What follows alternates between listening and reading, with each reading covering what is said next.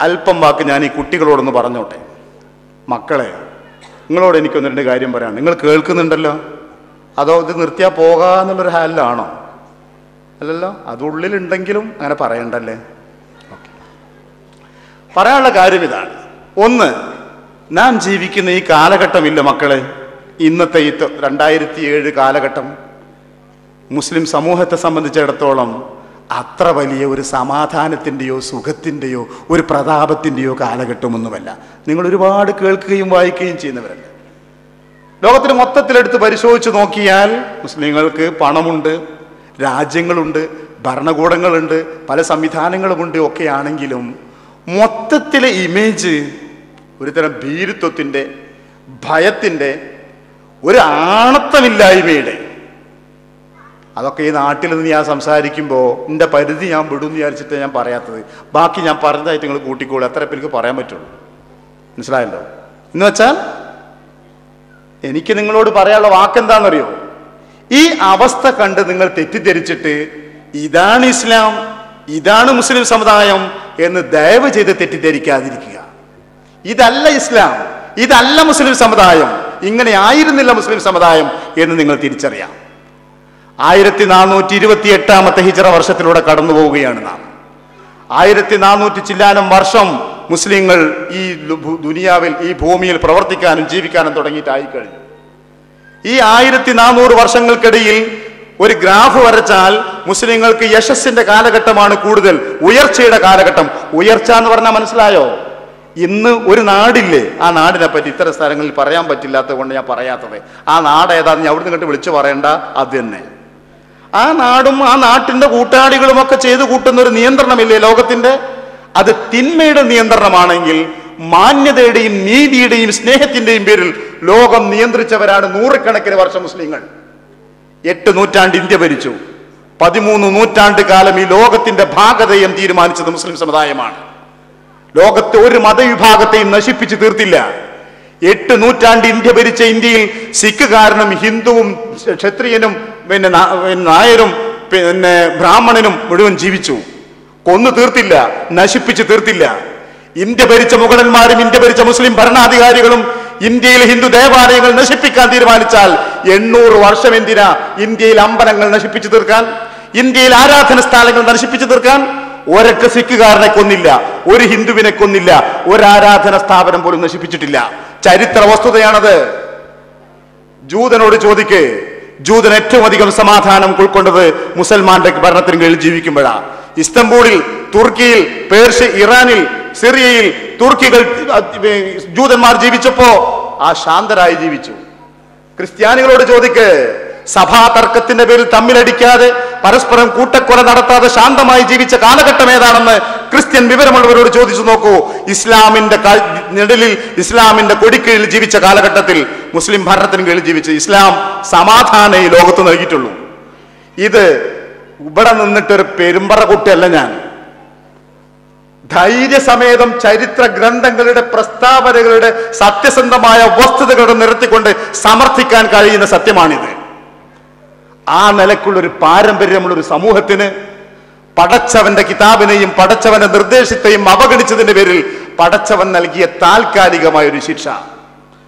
ഒരുപക്ഷെ ഞങ്ങളെപ്പോലെയുള്ളവർ മരിച്ചു പിരിഞ്ഞിട്ട് നിങ്ങൾ മരിക്കും മുമ്പ് ഇസ്ലാമിന്റെ മറ്റൊരു ചിത്രം കാണാൻ ഇടവരും. മുസ്ലിം സമുദായത്തിലെ യശസ്സിന്റെ കാലഘട്ടം നിങ്ങളുടെ കാലഘട്ടത്തിൽ ഉണ്ടാവും. ഈ പോക്ക് പോവുകയാണെങ്കിൽ അള്ളാഹു അനുഗ്രഹിക്കുമാറാവട്ടെ. പ്രാർത്ഥിക്കുകയാണ് ഞാൻ. നിങ്ങൾക്ക് മനസ്സിൽ വിഷമം തോന്നരുത്. ഇതാ ഇസ്ലാം, ഇതാ മുസ്ലിം സമുദായം, ഇതാ അള്ളാഹ്, ഇതിനാ സംസ്കരിക്കണത്, ഇങ്ങനെ മുഹമ്മദ് നബി, ഇതാ ഖുർആൻ, ഇതുകൊണ്ടൊന്നും കാര്യമില്ല എന്നൊരിക്കലും ചിന്തിക്കരുത്. അങ്ങനത്തെ ഒരു ചിന്ത കടിപ്പെട്ട് പോകരുത് ഒരു നിമിഷം പോലും. ഇത് മുസ്ലിം സമുദായത്തിന്റെ തിന്മകൾക്ക്, അവർ കാണിച്ച അവിവേകത്തിന്, വിശുദ്ധ ഗ്രന്ഥത്തോട് കാണിച്ച അവഗണനക്ക് പടച്ചവൻ നൽകുന്ന താൽക്കാലികമായ ഒരു അനുഭവം. ഇതിടക്കൊക്കെ ആവർത്തിച്ചിട്ടുണ്ട്. പക്ഷേ ചരിത്രത്തിൽ പറയുന്ന, സാധാരണ സാഹിത്യകാരന്മാർ പറയുന്ന ഫിനിക്സ് പക്ഷിയെ പോലെ മുസ്ലിം സമുദായം പിന്നെയും തല ഉയർത്തി വന്നു. 9 പ്രാവശ്യം ചരിത്രത്തിൽ 10 തവണ ബഗ്ദാദ് ഇതിനേക്കാളേറെ തകർന്നിട്ടുണ്ട്. തകർന്നിട്ട് തല പൊന്താൻ പറ്റാത്ത വിധം തകർന്ന ചരിത്രം ബഗ്ദാദിന് 10 തവണ ആവർത്തിച്ചു. ഇത് 11ാമത്തെ തവണയാ. ഇനിയും തിരിച്ചു വരും ബഗ്ദാദ്. അത് ചരിത്രത്തിൻ്റെ ആവർത്തനമാണ്. ഞാൻ പറഞ്ഞ ആശയം മനസ്സിലായല്ലോ? അതായത് ഇതാണ് മുസ്ലിം, ഇതാണ് ഉമ്മത്ത്, ഇതാണ് മുസ്ലിങ്ങൾ, ഇതാണ് ഖുർആൻ. അള്ളാഹ് കാണിച്ചത് നീതിയാണ്, നബി സല്ലല്ലാഹു അലൈഹി വസല്ലം കാണിച്ചത് നീതിയായിരുന്നു, എല്ലാം പഠിപ്പിച്ചതും ഇസ്ലാമിലാണ്. ഇതൊരു താൽക്കാലികമായ പ്രതിഭാസം എന്ന് മനസ്സിലാക്കുക. വിശദീകരിക്കുന്നില്ല, സമയത്തെപ്പറ്റി ബോധവാനാണ് ഞാൻ. രണ്ടാമത് എനിക്ക് നിങ്ങളോട് പറയാനുള്ളത്, നിങ്ങൾ ആരാവണമെന്നാ തീരുമാനിക്കേണ്ടതെന്നറിയോ? നിങ്ങളാവാനാ തീരുമാനിക്കേണ്ടത്. സാധാരണ എന്താവാനാ തീരുമാനിക്കല്? നിങ്ങൾ പലരെ പോലെ ആവാനാ തീരുമാനിക്കൽ. നിങ്ങൾ എന്താവാൻ തീരുമാനിക്കുക? ഞാൻ പറഞ്ഞത് മനസ്സിലാകുന്നില്ലടോ. നിങ്ങൾ ഒരു മുസ്ലിം ആവാൻ തീരുമാനിക്കുക, മുസ്ലിം കുട്ടിയാവാൻ തീരുമാനിക്കുക. അതെന്താ അങ്ങനെ സംസാരിക്കുന്നത്? പലർക്കും പലതും ഇവിടെ ആവാം. പക്ഷെ ഒരു മുസൽമാനായ നമുക്ക്, മുസ്ലിങ്ങളായ നമുക്ക് സ്വന്തമായി അഭിമാനിക്കാൻ ഒരുപാട് കാര്യങ്ങളുണ്ട് കുട്ടികളെ. നാം വിശ്വസിക്കുന്ന പടച്ച റബ്ബ് അല്ലാഹു സുബ്ഹാനഹു വ തആല മുസ്ലിങ്ങളുടെ മാത്രം ദൈവമാണോ? അറബികളുടെ മാത്രം ദൈവമാണോ? ഇന്ത്യക്കാരന്റെ മാത്രം ദൈവമാണോ? ഈ പ്രപഞ്ചമഖിലം ആദ്യകാലം മുതൽ ഉണ്ടാക്കുകയും അനാദികാലം മുതൽ സൃഷ്ടിക്കുകയും എല്ലാം പരിപാലിച്ചു വരികയും ചെയ്യുന്ന ഹിന്ദുവിന്റെയും ക്രിസ്ത്യാനിയുടെയും മുസൽമാന്റെയും ഇന്ത്യക്കാരന്റെയും പിന്നെ ക്ഷത്രിയന്റെയും നായരുടെയും ചണ്ടാടന്റെയും ഒക്കെ ദൈവം ഒരൊറ്റ ദൈവം, ഏകനായ ദൈവം.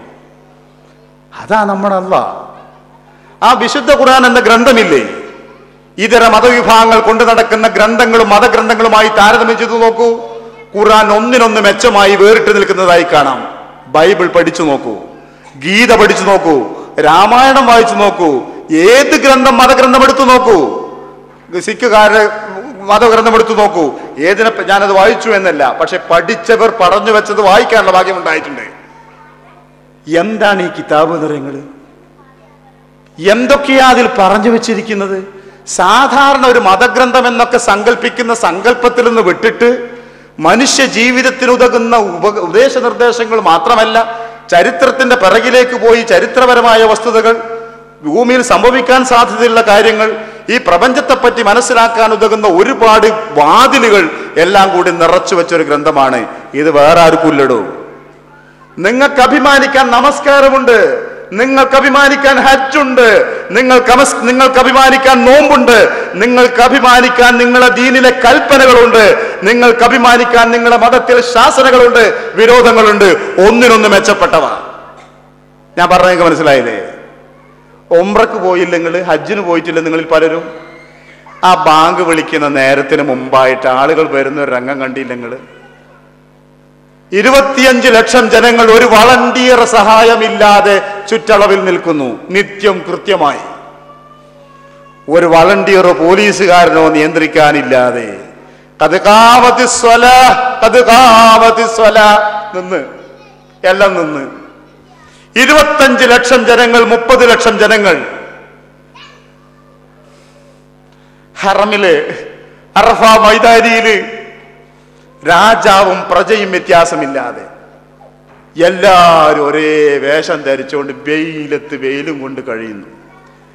വയറ് നിറച്ച് തിന്നാനുള്ളവരോടും ഒരു മാസം മുഴുവൻ പകൽ പട്ടിണി കിടക്കാൻ നിർദ്ദേശിച്ച റബ്ബുൽ ആലമീനായ തമ്പുരാൻ, ഈ നാട് ഭരിക്കുന്ന രാജാവും ഞാനും ഓതുന്നത് ഒരു ഫാത്തിഹയാണ്, അൽഹംദുലില്ലാഹി റബ്ബിൽ ആലമീൻ.